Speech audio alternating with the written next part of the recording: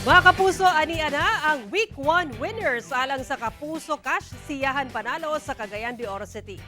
Congratulations ila Julita Vallespin, Norilyn Ramiro, Rosello Non ug Joy Cabaluna. Kamo ang lucky winners of 2,000 pesos alang sa Week 1 sa Kapuso Cashsiyahan Panalo. Mamahimong iskan ang QR code nga makita sa inyong screen aron makita ang complete list sa Week 1 winners.